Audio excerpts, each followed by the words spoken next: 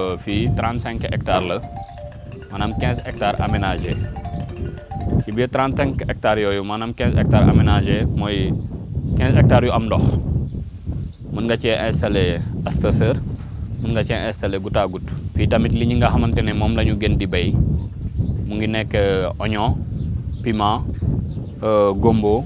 fii dañ fiy liggéey à chaque jour nekkul par campagne kese daa nekk chaque jour ñoo ngi fi maanaam lii buy jeex rek ñuy def leneen. muy nawet ak muy noor.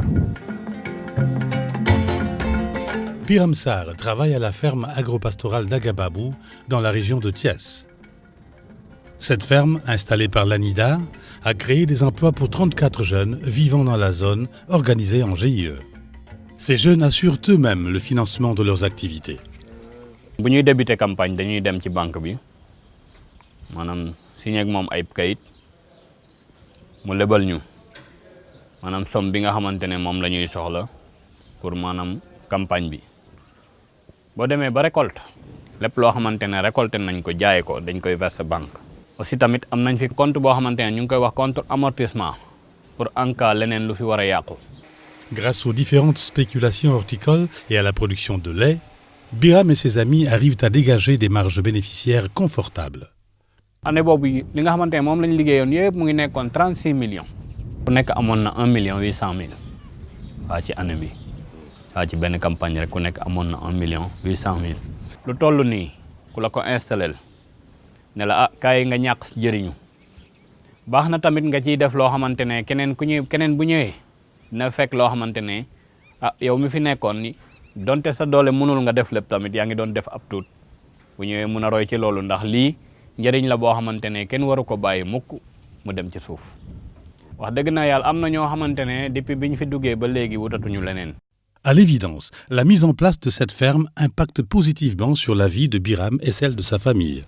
Vraiment bu ferme bi ñëwee fii boobu ba léegi ñu ngi xëy di wàcc wax dëgg yàlla di jëlee suñuy sutura di ko suturaal ak suñu njaboot gi nga xamante ne moom lañ toogandool fii. néeg bi ak mool yi nga gis fii yëpp sincèrement bi ma duggee foofu laa ko réalisé dëgg na yàlla man nekkoon naa fi mais réalisé moo woon lu mel nii dëgg na yàlla bëgg gis naa ne xanaa bu ñu yàlla jàppalee vraiment dina gën a dox waaw gis nañ ci loolu ndax fas bi tamit ci activités yi la fa lañ ko jëlee.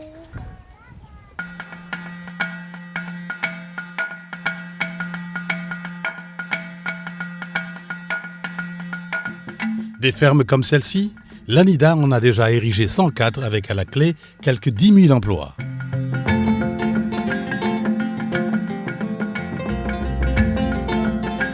Ces fermes modernes, tout comme celles des domaines agricoles communautaires, constituent l'un des piliers de la stratégie du PSE pour faire de l'agriculture un des moteurs de la croissance. À cela s'ajoute la modernisation des exploitations familiales, l'émergence d'un entrepreneuriat agricole basé sur une synergie intelligente entre l'agrobusiness et l'agriculture familiale et des stratégies pertinentes d'adaptation au changement climatique. Pour atteindre ces objectifs, le gouvernement mise sur la maîtrise de l'eau, le renforcement du niveau d'équipement des producteurs et du capital semencier, ainsi que l'appui à une meilleure organisation des filières dans toutes les phases, depuis la production jusqu'à la commercialisation, et enfin l'attraction d'investissements privés socialement responsables.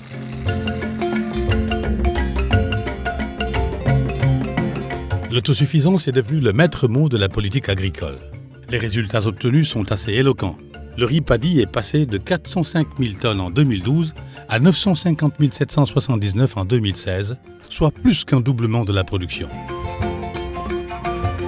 La filière oignon a déjà dépassé l'objectif fixé en 2017 de produire 350 000 tonnes. Déjà en 2016, 400 000 tonnes ont été récoltées, permettant à notre pays de couvrir pour au moins 8 mois ses besoins. Il en est de même pour les filières tomates et pommes de terre.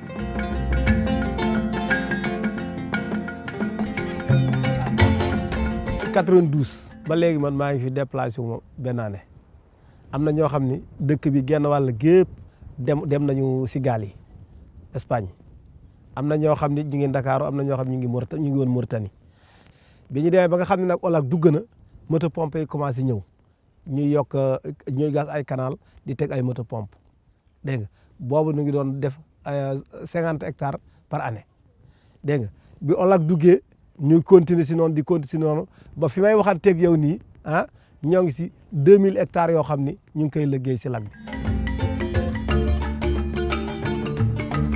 oto bi taxaw daaw sama toolu pataas si laa ko génnee 4 millions. année 2016 su ma si amee 4 millions rendement bu yokku la lan moo ko waral dañuy draguer porte bi kon noo ngi gën a avancé.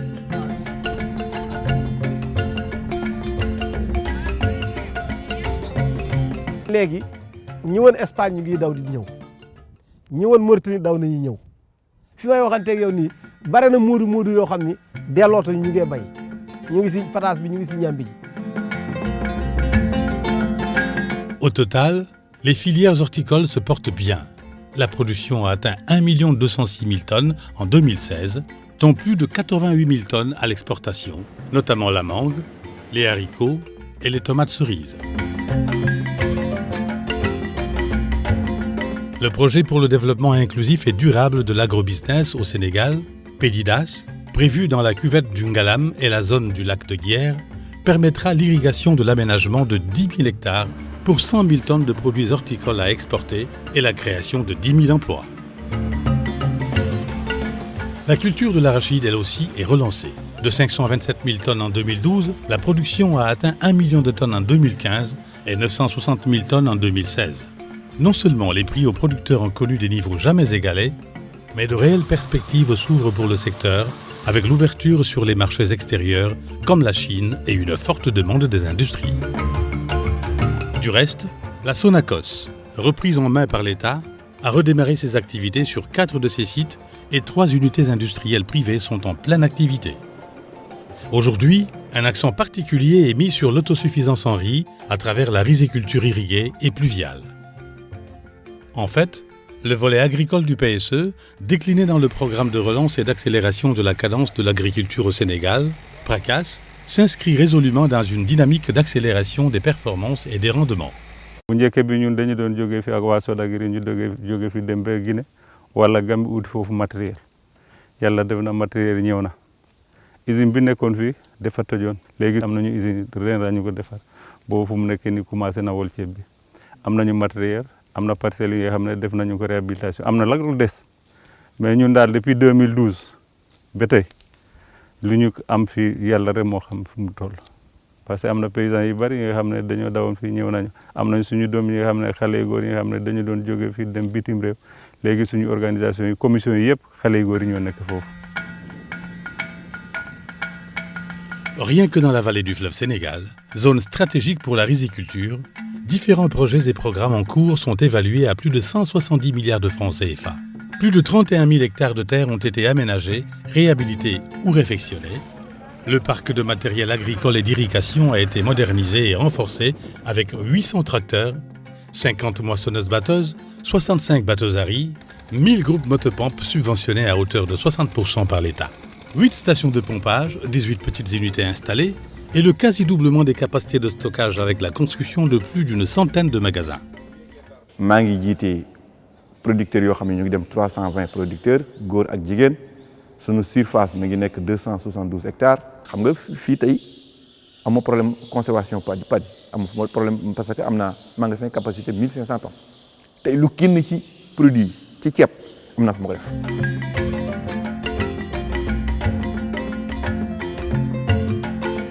Aujourd'hui, le défi majeur réside dans le renforcement de la transformation des produits agricoles pour leur apporter de la valeur ajoutée. La bataille est bien engagée avec l'installation de plusieurs unités industrielles.